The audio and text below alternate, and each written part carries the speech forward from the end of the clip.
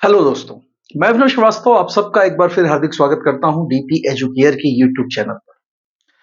कैसे हैं दोस्तों? आप सब बेहतर ढंग से तैयारी कर रहे होंगे। मैं ये उम्मीद करता हूं आप सबसे और अपनी तैयारी को फाइनल टच देने में कोई कसर, कोई कमी मत रखिए, क्योंकि इस समय की गई सब्जेक्ट पर आपकी मेहनत का परिणाम आपको निश्चित तौर पर कामयाबी के रूप में मिलेगा। और इसी के लिए हम लोग लगातार प्रयास कर रहे हैं और आपके पास जो है करंट अफेयर्स के कुछ चुनिंदा टॉपिक जो महत्वपूर्ण विषयों से छाटे गए हैं वो लगातार आप तक पहुंच रहे हैं और मैं उम्मीद करता हूं कि आप इसका पूरा लाभ लेने की कोशिश भी कर रहे होंगे और इसे संक्षिप्त और सारगर्भित बनाने के लिए हम लोग भी लगातार अपनी टीम के साथ मिलकर रिसर्च कर रहे हैं और उसको और ज्यादा आपके फायदे के लिए कैसे मॉडिफाई किया जाए इसकी पूरी कोशिश कर रहे हैं। चलिए इसी क्रम में दोस्तों आज हमारी और आपकी बातचीत आगे बढ़ रही है और अपने आज की क्लास में हम लोग फिर से आज डिस्कस करेंगे करंट अफेयर्स के कुछ बहुत महत्वपूर्ण मुद्दों पर। करंट अफेयर्स के इन महत्वपूर्ण मुद्दों से मेरा मतलब जो बात करने का है वो वही है कि जितना ज्यादा सारगर्भित तथ्य आप तक पहुंचेगा, जितना छना हुआ कह सकते हैं आप, वहां पे छटा हुआ डेटा जितना आपके पास पहुंचेगा उतना ही ज्यादा ही आपके लिए बेनिफिशियल है। दोस्तों आज का जो दौर है ये डेटा यानी कि सूचना का दौर है और सूचना और डेटा के इस दौर में जो डेटा मैनेजमेंट कर सकता है,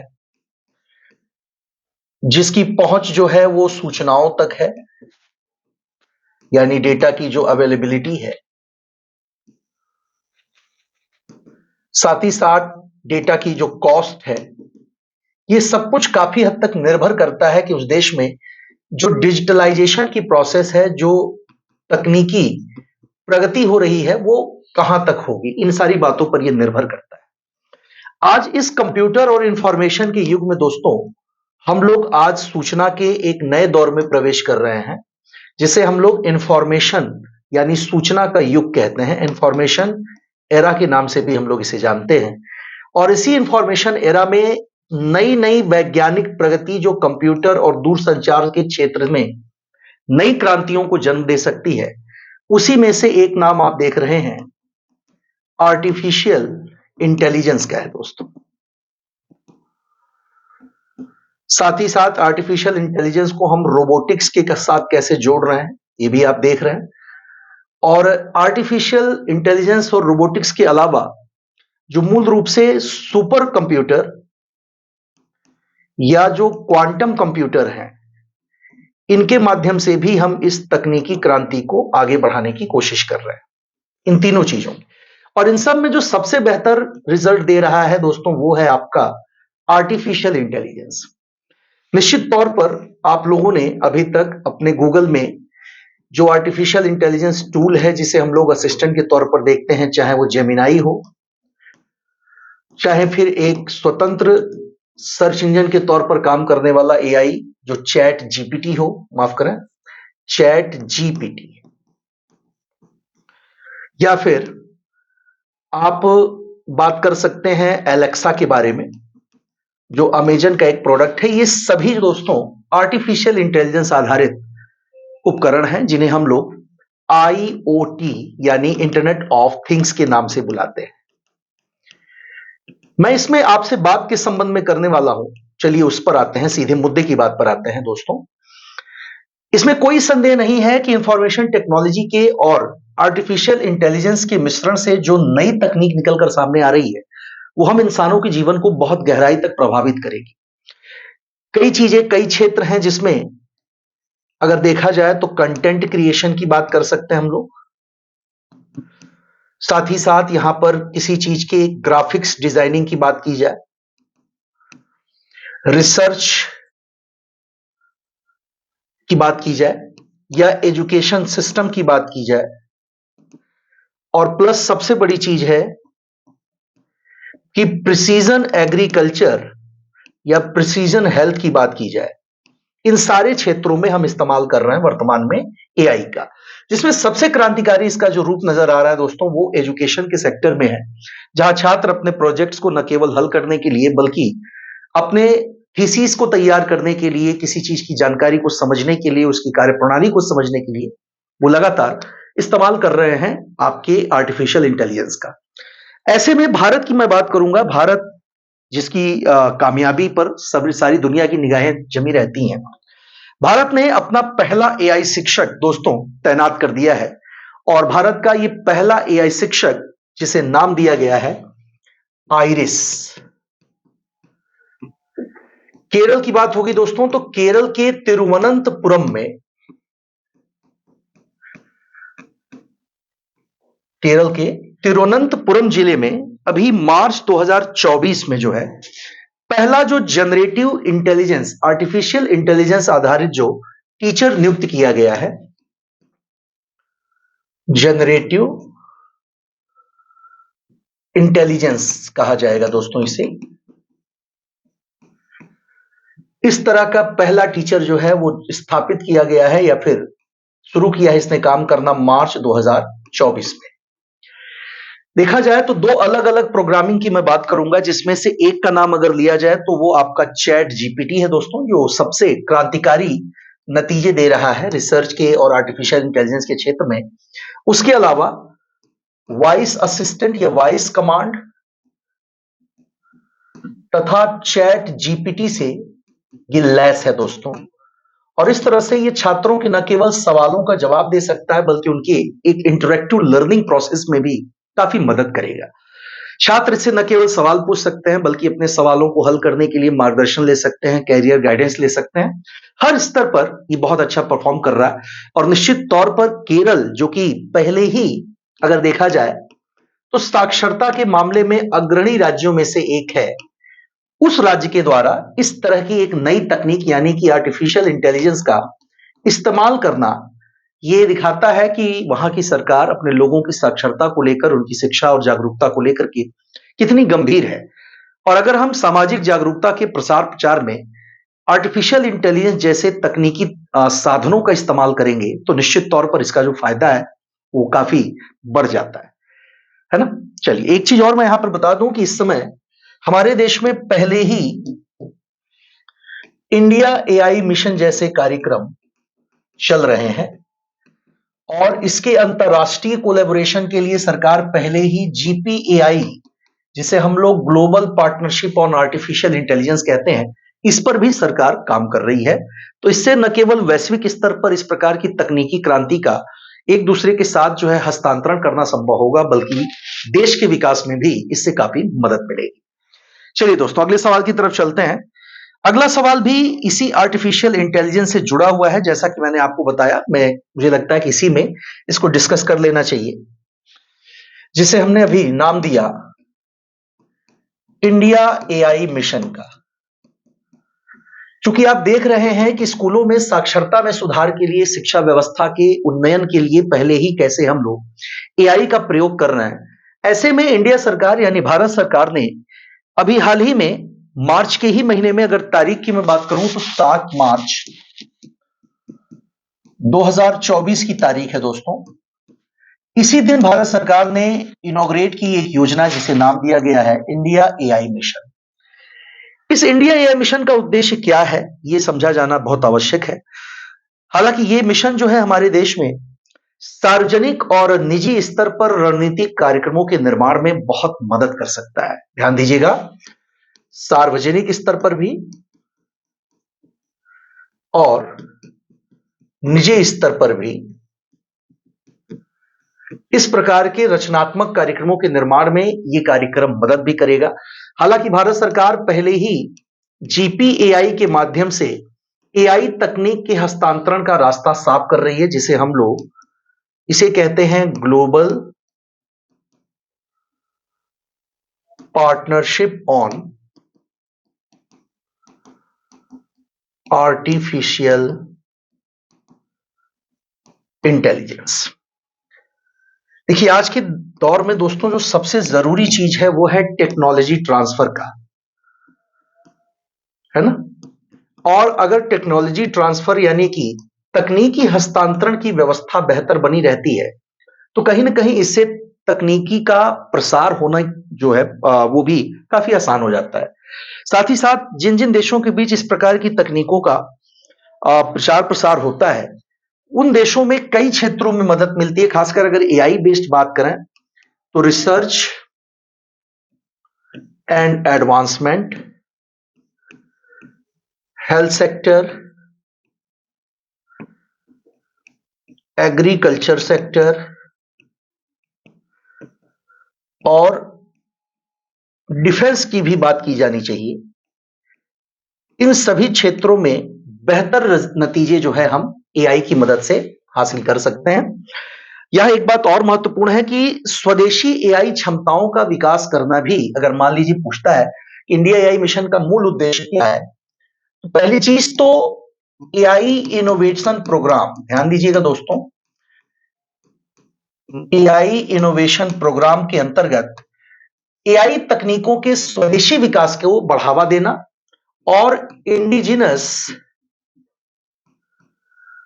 टेक्नोलॉजी के विकास के लिए सालाना स्तर पर 100 करोड़ रुपए का अनुदान देने की बात भी गवर्नमेंट ने इस मिशन के अंतर्गत कही हुई है। तो इंडिया एआई मिशन आने वाले भविष्य में 21वीं सदी का जो भारत है, उस 21वीं सदी के भारत के निर्माण में न केवल ये एक बेहतर माध्यम बन सकता है, बल्कि ये सुनिश्चित भी कर सकता है कि कैसे जन सुविधाओं को ज्यादा ट्रांसपेरेंट बनाया जाए और इसे अधिक इंक्लूसिव यानी समावेशी बनाने की दिशा में भी काम किया जा सकता है। साथ साथ रिसोर्सेस की जो सस्टेनेबिलिटी होती है दोस्तों, इसको भी हम लोग इसके माध्यम से सुनिश्चित कर सकते हैं। तो ये जो फायदा है ये इंडिया एआई मिशन का है, जो कि फिलहाल स्टार्ट किया गया है आपके देश में 7 मार्च 2024 को। चलिए दोस्तों आगे बढ़ते हैं, अगले सवाल की ओर चलते हैं। बात करते हैं डीआरडीओ से जुड़े एक ऐसे संगठन के बारे में जिसने अभी हाल ही में एक नया वाहन विकसित किया है, जिसे हम लोग हैप्स के नाम से जानते हैं। हैप्स क्या है, चलिए बात करते हैं। हैप्स को high altitude pseudo satellite vehicles के तौर पर बुलाएंगे। हाई एल्टीट्यूड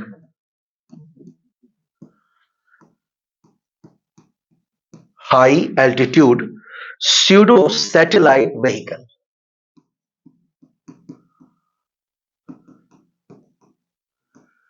अब आप सोच रहे होंगे कि एक्चुअल में है क्या, चलिए समझते हैं। दोस्तों, defence research and development organisation DRDO, इसका नाम भी आप लोग बहुत अच्छी तरह से जानते हैं और मुझे यकीन है कि आप इसका काम भी बहुत अच्छी तरह से जानते होंगे, जिसे हम लोग डिफेंस रिसर्च एंड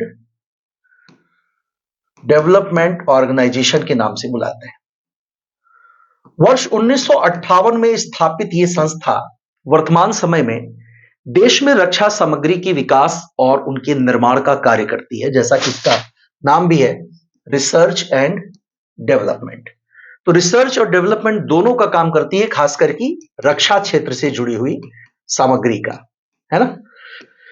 यहां एक बात और जो बहुत महत्वपूर्ण हो जाती है कि डीआरडीओ दोस्तों ये काम अकेले नहीं करती, बल्कि उसके साथ कुछ संगठन जिसमें GSL, BHEL, BEML, MDL, BDL, HAL और जीआरएसबीईएल तथा एचवीएफ जैसे संगठन भी इसमें काम कर रहे हैं, जिसमें अगर मैं शॉर्ट में नाम बताना चाहूं आपको, लिखने में बहुत लंबा हो जाएगा। Goa shipyard limited, Bharat heavy electronics limited, Bharat earth movers limited, उसके अलावा Mazagaon dockyard limited, Bharat dynamics limited, Hindustan aeronautics limited, garden reach ship builders and engineers limited और हैवी व्हीकल फैक्ट्री।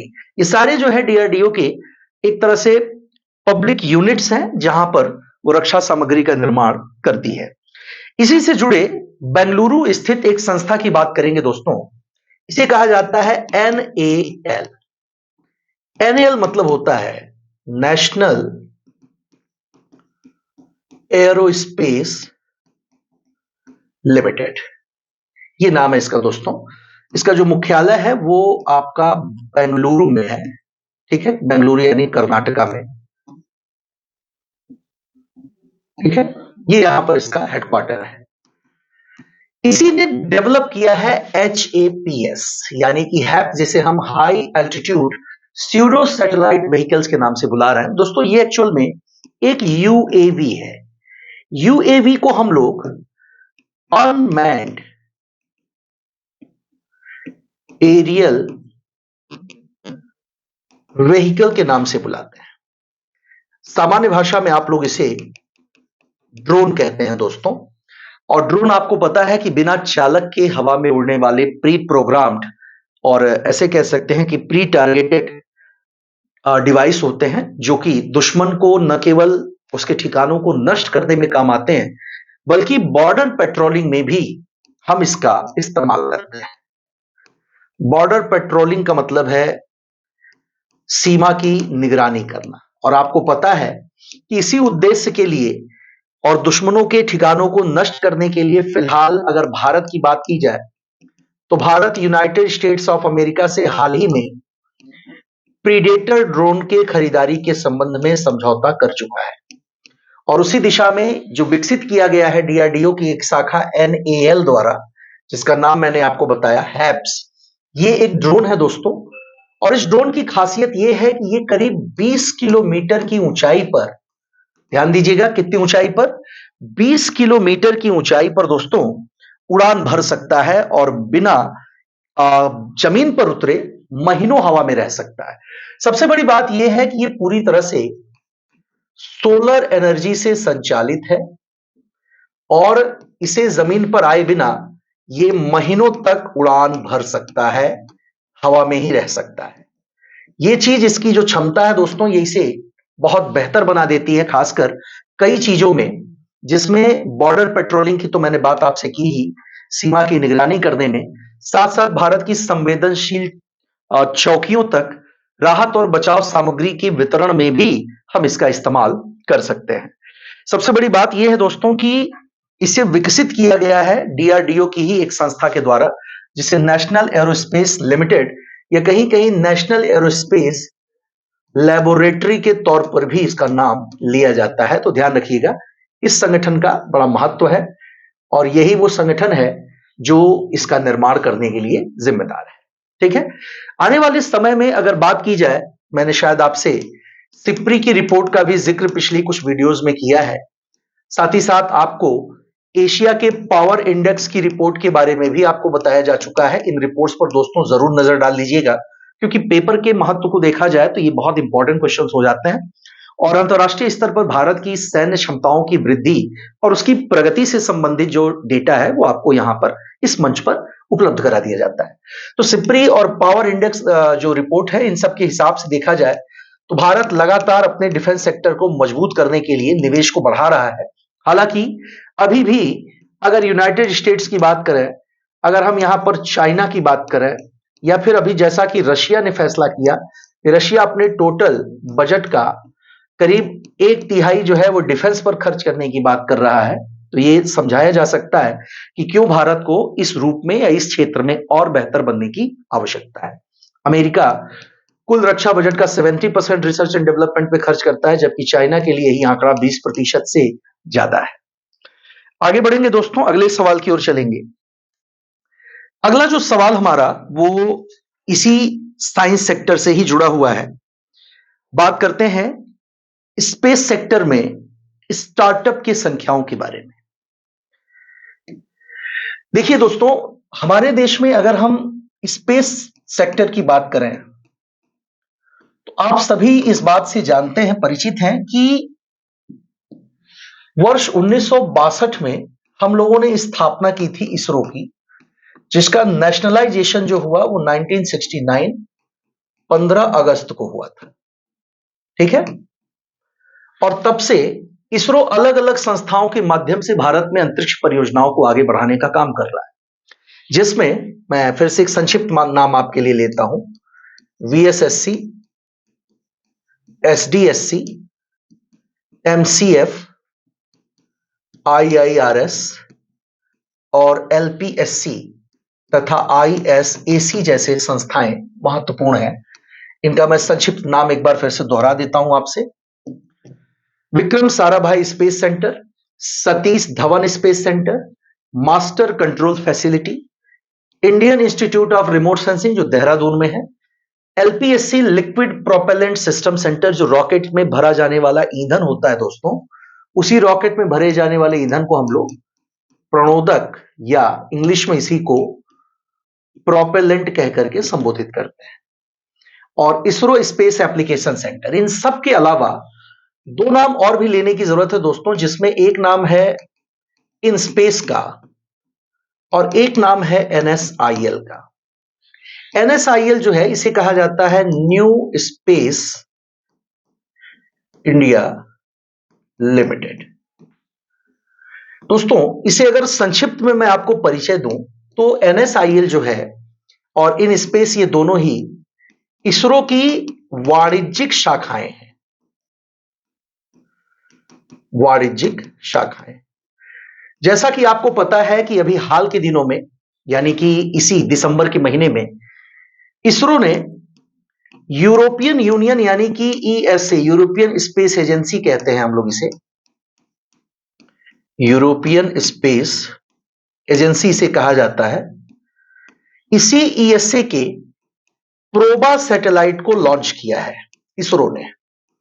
और ये जो प्रोबा सैटेलाइट है ये सूर्य का अध्ययन करने के लिए लॉन्च किया गया है। जैसा कि आपको ये भी पता है कि सूर्य का अध्ययन करने के लिए पहले ही हमारे कुछ मिशन अंतरिक्ष में मौजूद हैं, जिसमें अगर नाम लिया जाए भारत का तो भारत की ओर से आदित्य L1, ये नाम आपको जरूर याद होगा और आपने जरूर इसके बारे में पढ़ा होगा।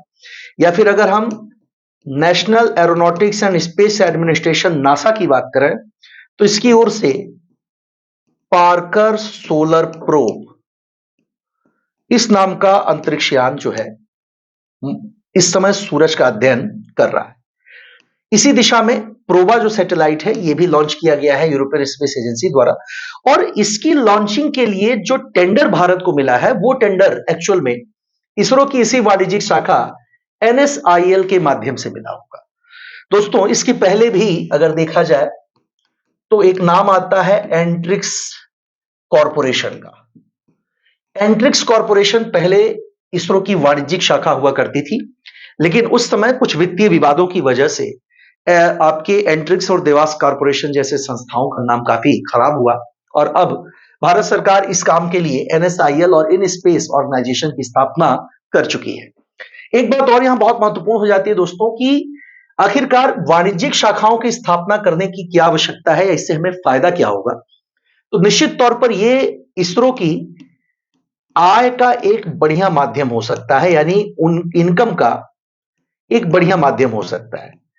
और इस इनकम से न केवल वो अपने स्पेस प्रोग्राम को और बेहतर बनाने में वो इसरो काम कर सकता है, बल्कि इसका फायदा आने वाले अंतरिक्ष अभियानों में भी काफी हद तक हमें अनुभव के रूप में मिलेगा। इसी क्षेत्र में इस अनुभव की अगर मैं डिस्कस कर रहा हूं, चर्चा कर रहा हूं, तो दोस्तों बात होनी चाहिए भारत के एक स्टार्टअप के बारे में। देखिए दोस्तों, भारत में अगर स्पेस स्टार्टअप की बात की जाए तो अब से 10 साल पहले यानी कि वर्ष 2014 में भारत में केवल एक स्पेस स्टार्टअप था, ठीक है। लेकिन अगर आप इस वर्ष देखें 2024 में दोस्तों, तो 24 में प्राप्त आंकड़ों के अनुसार भारत में 190 से ज्यादा स्पेस स्टार्टअप काम कर रहे हैं और इन्हीं में से एक है जिसका नाम है दोस्तों अग्निकुल। अग्निकुल स्पेस स्टार्टअप है जो कि तमिलनाडु में काम कर रहा है और यही हमारी चर्चा का मेन विषय है दोस्तों, क्योंकि इसी अग्निकुल नाम के स्पेस स्टार्टअप ने बनाया है दुनिया का पहला 3D launching vehicle. 3D launching vehicle यानी कि 3D प्रिंटेड प्रक्षेपण यान का जो है इसने निर्माण किया है। सबसे बड़ी बात यह कि यह रॉकेट इंजन जो है ये करीब करीब इतना सक्षम है, इतना शक्तिशाली है कि वो 300 किलोमीटर की, या ये कह लीजिए कि लगभग 300 किलोग्राम के किसी भी सैटेलाइट को 700 किलोमीटर की ऊंचाई तक स्थित जो कक्षा होती है जिसे हम लोग लियो कहते हैं दोस्तों, लियो का मतलब होता है लोअर अर्थ ऑर्बिट कहीं कहीं इसे नियो भी बोला जाता है, यानी नियर अर्थ ऑर्बिट भी इसे कहते हैं। और लियो या नियो जो है, इसके एक और नाम की अगर बात करें तो इसी को हम लोग एक्सपेरिमेंटल ऑर्बिट कहकर भी संबोधित करते हैं, क्योंकि प्रायोगिक उपग्रहों को अगर किसी कक्षा में स्थापित किया जाता है तो वो आपका यही एक्सपेरिमेंटल ऑर्बिट होता है। तो याद रखिए, अग्निकुल ही वो स्टार्टअप है जो तमिलनाडु बेस्ड है दोस्तों, और इसी ने जो है वो भारत का पहला 3D प्रिंटेड रॉकेट लॉन्च किया है, जिसकी अगर लंबाई की बात करें तो लंबाई जो है उसकी करीब 20 मीटर है। भार वहन क्षमता की बात हो, अगर पेलोड की बात की जाए तो पेलोड जो है दोस्तों वो 300 किलोग्राम है। और ये जो रेंज एक तरह की कही जा रही है, रेंज जो है उसकी वो 700 किलोमीटर है। तो ये तीनों आंकड़े जो है आपके लिए इंपॉर्टेंट हो जाते हैं। अग्निकुल ये उस स्टार्टअप का नाम ही है, तो आप इस पर भी अपडेट होंगे, ये भी याद रखना है आपको। और इसरो की वाणिज्यिक शाखा का नाम अगर पूछता है तो NSIL यानी न्यू स्पेस इंडिया लिमिटेड, ये जो है इसरो की वाणिज्यिक शाखा है। चलिए आगे बढ़ेंगे दोस्तों, अगले सवाल की तरफ चलेंगे। और हमारा अगला जो सवाल है वो एक नाम है जिसे हम लोग 2024 PT5 के नाम से जानते हैं। क्या है ये देखा जाए। 2024 PT5 दोस्तों, अंतरिक्ष इतना विशाल, इतना बड़ा है कि इसकी सीमाओं का हमें और आपको कोई अंदाजा नहीं। पहले भी बहुत सारे मिशन अंतरिक्ष की सीमाओं का पता लगाने के लिए चलाए जा चुके हैं, जिसमें अगर नाम लिया जाए तो नासा के ही इवेंट होराइजन या फिर वॉयेजर 1 और वॉयेजर 2 प्रोग्राम की भी बात की जानी चाहिए। ठीक, ये दोनों भी। दूसरी चीज यहां पर दोस्तों कि इतने लंबे समय से वॉयेजर की अगर बात की जाए तो वॉयेजर करीब करीब 50 साल होने को है दोस्तों, और 50 साल से भी ज्यादा समय से ये अंतरिक्ष की गहराइयों में लगातार आगे बढ़ता जा रहा है। पर फिर भी इतने लंबे समय अंतराल के बाद भी वो अभी तक केवल हमारे सोलर सिस्टम से बाहर निकला है और प्रवेश कर पाया है एक इंटरस्टेलर स्पेस में। इंटरस्टेलर स्पेस शब्द जो प्रयोग किया जाता है दोस्तों, ये शब्द जो है हम लोग प्रयोग करते हैं वो विशेषकर एक खास नाम के लिए इस्तेमाल होता है। इस शब्द को प्रयोग किया जाता है दो तारों के बीच का या बीच की खाली जगह के संबंध में। और आप अच्छी तरह से जानते हैं कि हमारे सूरज के बाद जो हमारा सबसे नजदीकी तारा है वो है आपका प्रोक्सिमा सेंटोरी, लेकिन ये काफी दूर है दोस्तों, यानी हमसे करीब 3 से 4 अरब प्रकाश वर्ष की दूरी पर है, या माफ करें 3 से 4 लाइट ईयर की दूरी पर है दोस्तों, यानी प्रकाश वर्ष की दूरी में। यानी कि 3 से 4 सालों में प्रकाश जितनी दूरी तय करेगा इतनी दूरी पर ये सबसे नजदीकी तारा हमारा मौजूद है।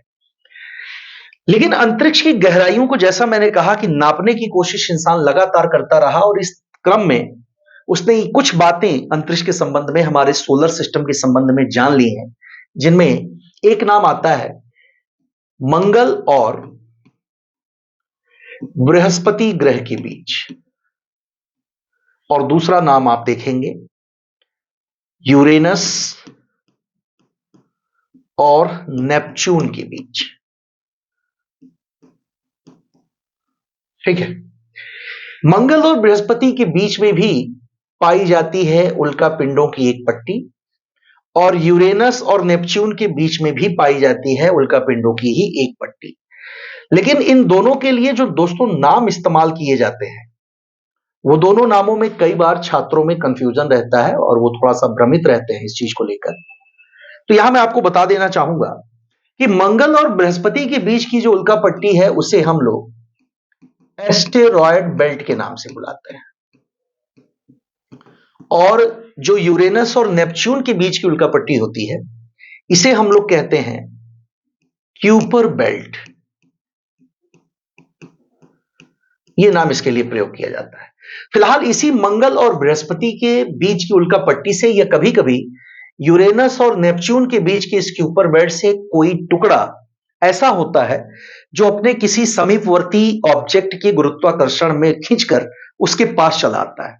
और ऐसा ही कुछ हुआ है इस समय हमारी धरती के साथ।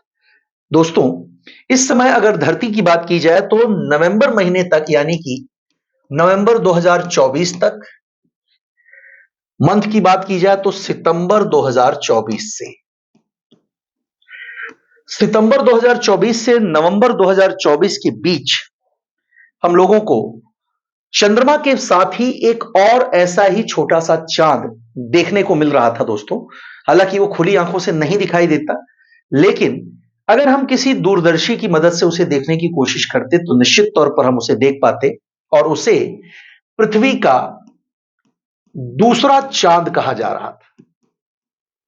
जैसा मैंने बताया कि यह केवल एक उल्का पिंड है दोस्तों, एक केवल क्षुद्र ग्रह है। उल्का पिंड की वजह इसे क्षुद्र ग्रह कहना ज्यादा सही होगा। इसे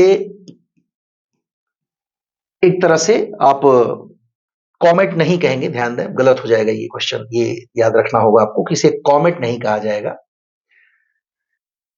जैसा मैंने इसके लिए नाम प्रयोग किया, क्षुद्र ग्रह या एस्टेरॉयड कहना ही इसके लिए सही होगा।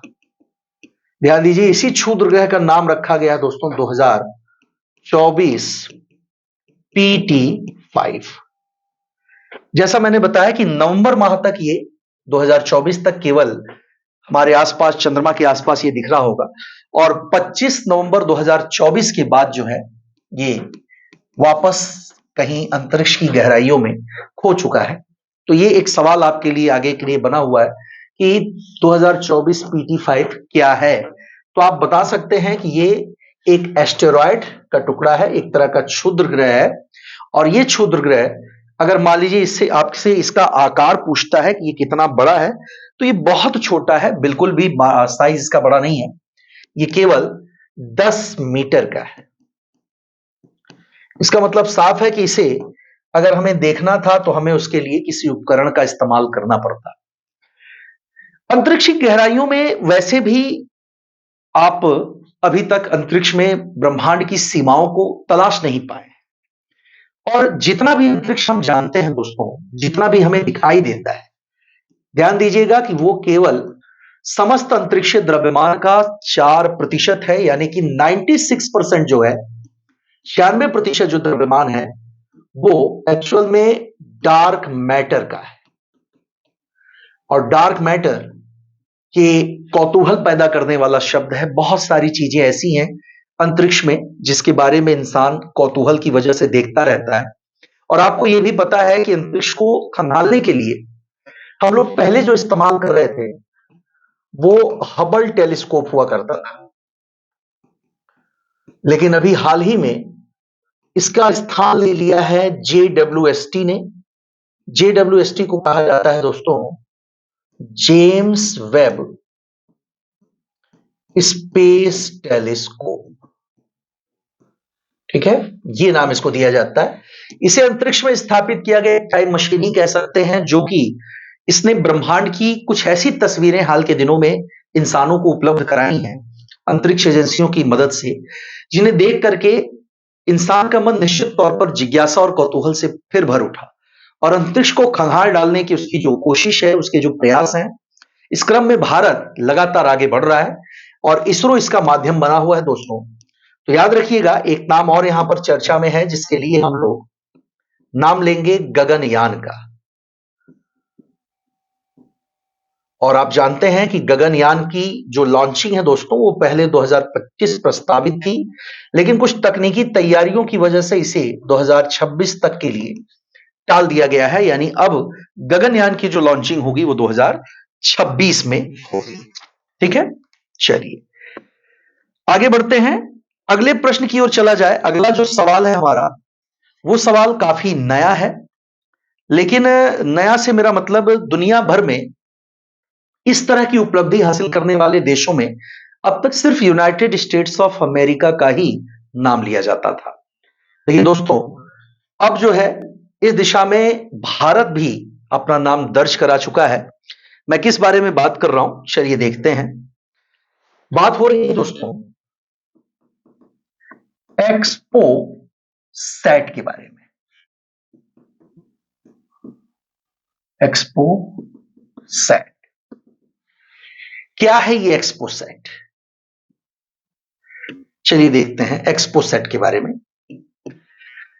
देखिए दोस्तों, अंतरिक्ष में ऐसी बहुत सारी घटनाएं होती हैं जिनका हमारे पास कोई स्पष्ट एक्सप्लेनेशन नहीं होता है, और ना तो उसके माध्यम से होने वाली घटना को हम कृत्रिम रूप से दोहरा ही सकते हैं। ऐसे में उन घटनाओं का साक्षी बनना ये अपने आप में once in a lifetime opportunity होती है। जीवन में होने वाली एक तरह की अपने आप में घटना होती है जो एक ही बार होती है। ऐसे में अगर हम हाल के दिनों की बात करें तो सूरज यानी कि सन को जब हम स्टडी कर रहे हैं तो सन में हम एक्चुअल में स्टडी क्या कर रहे हैं? सीएमई को। सीएमई जिसे कहा जाता है कोरोनल मास इजेक्शन। ये एक तरह से सूरज से निकलने वाले प्लाज्मा फ्लेयर्स होते हैं। एक तरह से कह सकते हैं कि प्लाज्मा की एक लहर होती है जो लाखों करोड़ों किलोमीटर की दूरी तक विस्तृत हो सकती है, और अगर रास्ते में कोई प्लैनेट पड़ता है तो निश्चित तौर पर उस प्लैनेट को खत्म कर देने के लिए ये काफी है। तो इस कोरोनल मास इजेक्शन का हम अध्ययन करते हैं। उसी तरह से अंतरिक्ष में बहुत सी ऐसी घटनाएं होती हैं जिनसे एक्सरे और गामा जैसी किरणों का उत्सर्जन होता है, और ऐसी ही एक घटना होती है ब्लैक होल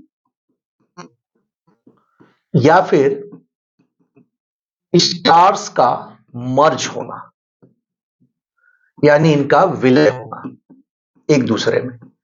जब कभी ऐसी कोई घटना होती है दोस्तों, या कभी कोई तारा मरता है, ध्यान दीजिएगा, अगर कोई स्टार डेड होता है तो उसके पहले की उसकी जो स्थिति होती है वो सुपरनोवा की होती है, और सुपरनोवा को हम लोग अभिनव तारा के नाम से बुलाते हैं।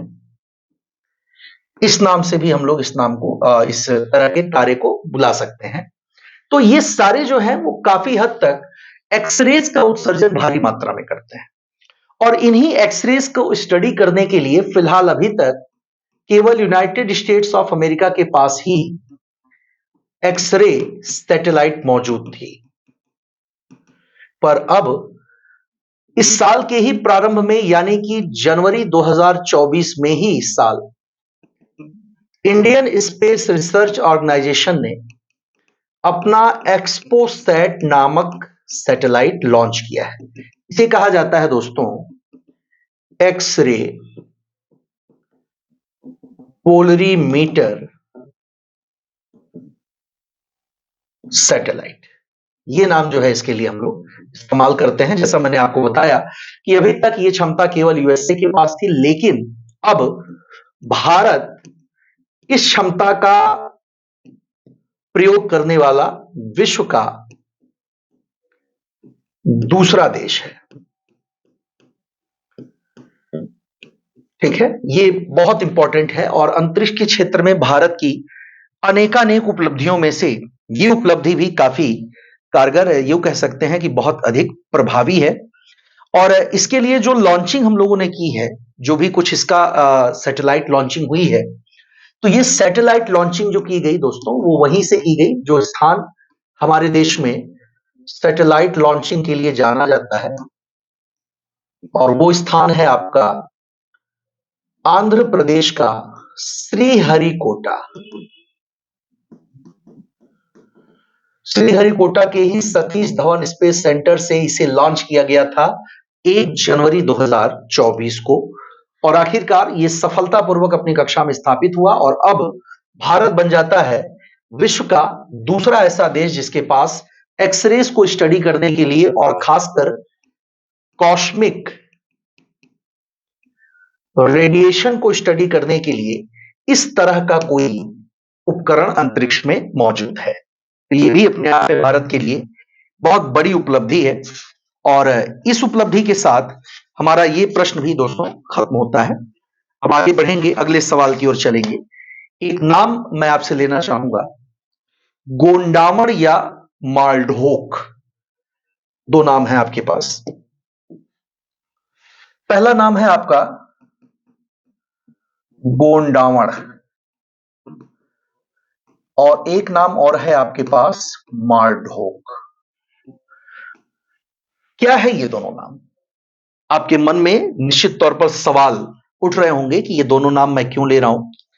इसके और नामों की अगर बात की जाए तो एक नाम और भी हम इसका ले सकते हैं, इसे ग्रेट इंडियन बस्टर्ड कहा जाता है। क्या कहते हैं इसे? ग्रेट इंडियन बस्टर्ड कहा जाता है। और शायद अब तक आप समझ चुके होंगे कि ये एक्चुअल में एक पक्षी है दोस्तों, जिसे भारत के कुछ क्षेत्रों में सोन चिड़ैया के नाम से भी या सोहन चिड़िया के नाम से भी जाना जाता है। ठीक है, ध्यान रखिएगा। एक्चुअल में ये जो पक्षी है, जिसके अन्य नामों की अगर बात करें तो गोंडावण और मालढोक नाम भी आ रहा है, ये एक्चुअल में भारत के राजस्थान राज्य का राजकीय पक्षी है। ठीक है, जैसे अगर उत्तर प्रदेश के राजकीय पक्षी की बात करता है तो हम लोग सारस की बात करते हैं, सारस का नाम देते हैं। उसी तरह से राजस्थान की अगर बात करेगा तो गोंडावण या मालढोक जो है वहां का राजकीय पक्षी है। पर इसकी चर्चा क्यों हो रही है? देखिए दोस्तों, अगर गोंडावण की बात करें तो IUCN का नाम सुना होगा आपने। IUCN को एक्चुअल में कहा जाता है international union for conservation of nature. International union for conservation of nature कहते हैं दोस्तों। ये यूनाइटेड नेशन की ही एक संस्था है जो पर्यावरण के संबंध में खासकर वो जीव जो या तो विलुप्त प्राय हैं या विलुप्त होने की स्थिति में हैं, विलुप्त हो गए हैं, उन सब का जो है डेटा ये कलेक्ट करती है और उन्हीं के लिए एक पुस्तक जारी करती है जिसे हम लोग रेड डेटा बुक कहते हैं। ध्यान देने वाली बात यह है दोस्तों कि गोंडावण या मालढोक इस रेड डेटा बुक के आपके संकटग्रस्त यानी क्रिटिकली इंडेंजर्ड श्रेणी में इसको रखा गया है। संकटग्रस्त श्रेणी में जो है इसको रखा गया है दोस्तों। ठीक है, संकटग्रस्त या इसी को क्रिटिकली इंडेंजर्ड स्पीसीज के नाम से भी हम लोग बुलाते हैं। ठीक है दोस्तों, ये याद रखिएगा। एक बात और, मैं इन सब की बातें इतनी चर्चा क्यों कर रहा हूं इस पक्षी के बारे में, तो वो इसलिए किया जा रहा है दोस्तों कि हाल ही में इस पक्षी का आपके देश में पहली बार कृत्रिम गर्भाधान के माध्यम से इसका जन्म हुआ है। और यह काम जो किया गया है, नाम है अगर बात करें तो ये दोस्तों चिड़िया है सुदासरी पक्षी अभयारण्य की। दोस्तों ये सुदासरी पक्षी अभयारण्य कहां है? तो सुदासरी पक्षी अभयारण्य जो है ये आपका राजस्थान के जैसलमेर में है। ठीक है, ये ध्यान रखिएगा। और यही इसी में कृत्रिम ढंग से यानी कि आर्टिफिशियल तरीके से कृत्रिम जो है गर्भाधान के माध्यम से इसका जन्म हुआ है। और ये कहीं ना कहीं एक उम्मीद जगाता है, खासकर उन प्रजातियों के, खासकर उन पक्षियों की प्रजातियों के मुख्य धारा में पुनः शामिल करने को लेकर के, जो या तो विलुप्त हो चुके हैं या विलुप्ति की कगार पर हैं। ये तकनीक उम्मीद पैदा करती है कि एक बार फिर से हम अपने पृथ्वी की बायोडायवर्सिटी को यानी अपने पृथ्वी की जैव विविधता को सुरक्षित रखने या बचाने की दिशा में और भी कई काम कर सकते हैं। कुछ बेहतर गलतियां जो हमने की हैं उनका बेहतर तरीके से हम लोग समाधान जो है आने वाले समय में कर सकते हैं। ये काम जो किया गया है दोस्तों वो भी जान लें, वो काम अक्टूबर 2024 में ये काम किया गया है। यानी अक्टूबर 2024 में राजस्थान के किस पक्षी अभयारण्य में? तो दोस्तों सुदासरी पक्षी अभयारण्य में। उसके अलावा किस राजस्थान राज्य के किस शहर में, किस कस्बे में है ये? तो ये जैसलमेर में कृत्रिम गर्भाधान के द्वारा अक्टूबर 2024 में बनाया गया। कौन सा क्लोन या कौन सा पक्षी दोबारा से पैदा किया गया कृत्रिम गर्भाधान के माध्यम से? तो गोंडावड़ या मालढोक किया गया, जिसे हम लोग ग्रेट इंडियन बस्टर्ड के नाम से भी बुलाते हैं, और कहीं कहीं इसे सोहन चिड़िया या सोन चिड़ैया का भी नाम दिया जाता है। एक नाम और भी है, आर्डियोटिस नाइग्रिसेप्स कहते हैं, आर्डियोटिस,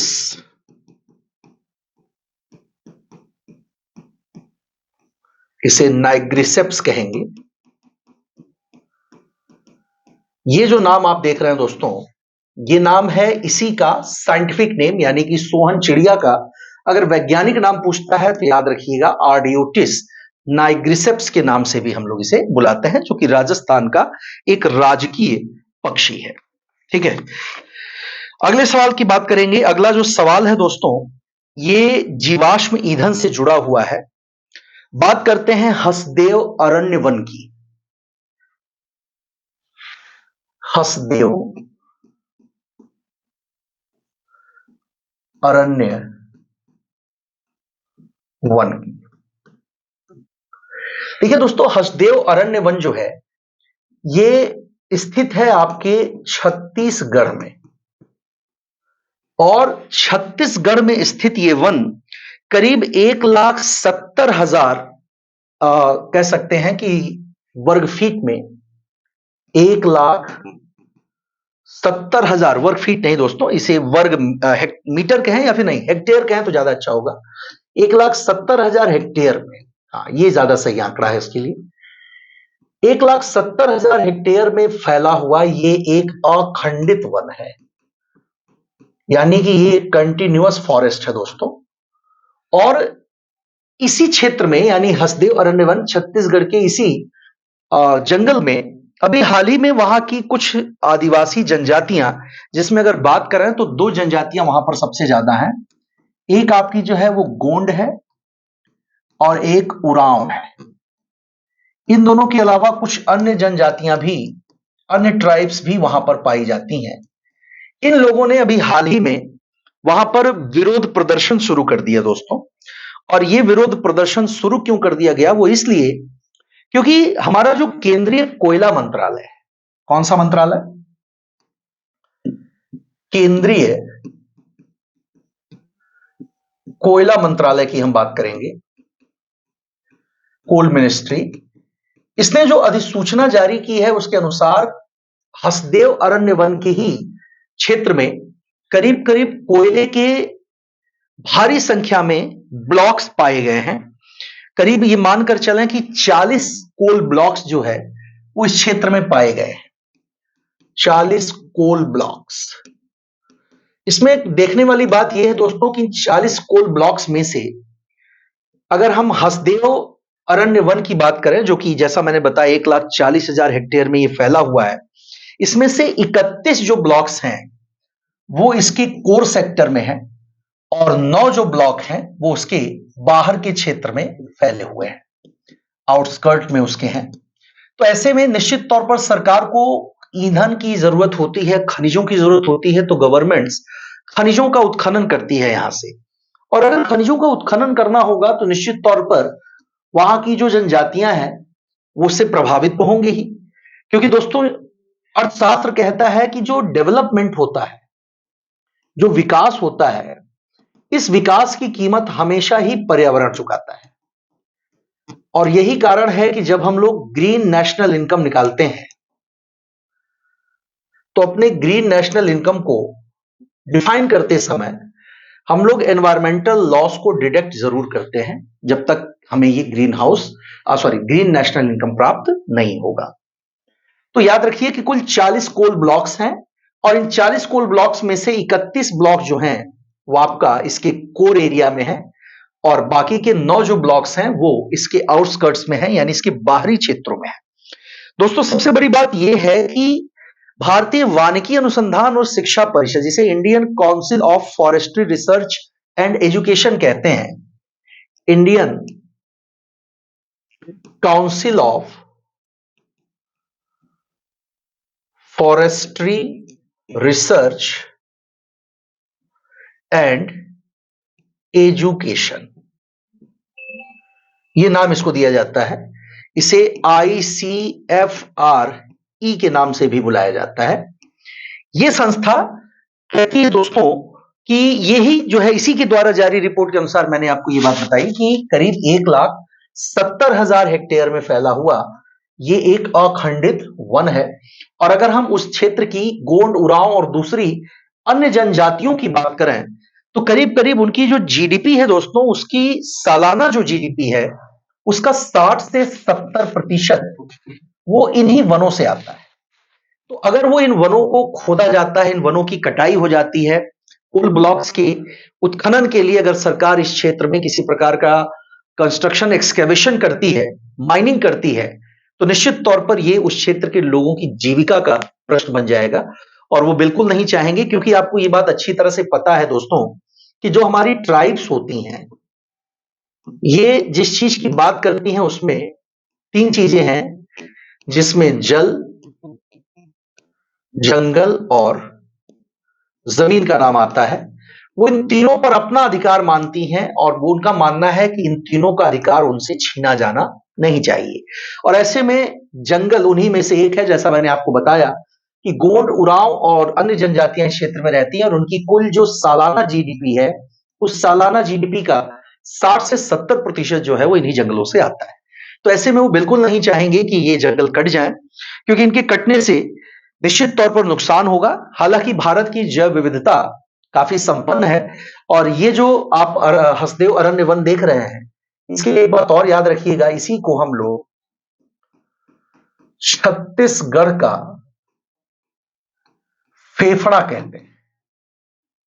ठीक है, ये जो है एक सिंबॉलिक नाम इसके लिए प्रयोग कर रहे हैं। ठीक उसी तरह जैसे कि सबसे बड़े वर्षा वनों में जो अमेजन है, इसको हम लोग पृथ्वी का फेफड़ा कहकर संबोधित करते हैं, क्योंकि दोस्तों अमेजन के जो वर्षा वन है वो पृथ्वी की कुल ऑक्सीजन का लगभग 20% उत्पादन करते हैं। तो ऐसे में उन्हें पृथ्वी का फेफड़ा कहा जाता है। लेकिन अभी हाल के दिनों में हमारी पृथ्वी की जो बायोडायवर्सिटी है वो मानवीय गतिविधियों की वजह से तेजी से खत्म हो रही है। और इसके बारे में जो रिपोर्ट आई है उसी को हम लोग लिविंग प्लेनेट रिपोर्ट कहते हैं दोस्तों। और इस लिविंग प्लेनेट रिपोर्ट में ये साफ शब्दों में बताया गया है कि अभी तक पृथ्वी पर करीब 74% बायोडायवर्सिटी जो है वो सिर्फ पिछले 50 वर्षों में खत्म हो गई है। जीव जंतु और वनस्पतियों की करीब 74% प्रजातियां मानवीय गतिविधियों की वजह से सिर्फ पिछले 50 सालों में खत्म हुई हैं और ये निश्चित तौर पर बहुत चिंता की बात है। तो जैसा कि मैंने आपको बताया दोस्तों, हम लगातार कोशिश कर रहे हैं कि हम लोग बेहतर ढंग से करंट अफेयर्स के सेगमेंट्स को कवर करते रहें। और इस क्रम में मैं हर दिन आपके लिए कुछ नई जानकारियां, कुछ नए फैक्ट्स और उनको जीवन से रिलेट करके कैसे आप तक पहुंचाया जाए, मैं ये आप तक लाने की कोशिश कर रहा हूं। और इसके लिए मैं पूरी कोशिश करूंगा आगे भी कि आप जब तक परीक्षा हो नहीं जाती है, इन वीडियोस के माध्यम से आप अपनी तैयारी को और मजबूत बना सके। आने वाले दिनों में जैसे ही प्री का पेपर खत्म होगा दोस्तों, हम लोग मेंस की दिशा में भी आगे बढ़ेंगे और मेंस के लिए भी राइटिंग बैचेस आपके लिए जरूर बनाए जाएंगे। कुछ ऐसे बैचेस आपके लिए काम करेंगे हम लोग, जिसमें हम लोग मेंस आंसर राइटिंग का काम करेंगे और आपकी तैयारी में आपके पहले कदम से लेकर के आखिरी कदम तक साथ है आपके डीपी एजुकेयर। दोस्तों, इस चैनल को ज्यादा से ज्यादा लाइक, शेयर एंड सब्सक्राइब करिए, अपने वीडियोस को प्रमोट करिए, क्योंकि जितने ज्यादा लोगों तक ये वीडियो पहुंचेगा उतना ही तेजी के साथ आप अपने को बेहतर ढंग से अधिक कंपटीटर्स के साथ कंपीट करता हुआ पाएंगे। तो मिलते हैं दोस्तों अगली क्लास में। तब तक के लिए अपना ख्याल रखिए, स्वस्थ रहिए, सुरक्षित रहिए। और आज हम लोगों ने हर दिन की तुलना में ज्यादा कंटेंट को कवर किया और आगे भी मैं कोशिश करूंगा कि अपनी स्पीड को थोड़ा और इंक्रीज किया जाए, ताकि अपने सीमित क्लास टाइमिंग में हम अधिक से अधिक डेटा को एक्सेस कर सकें। तब तक के लिए दोस्तों, जय हिंद।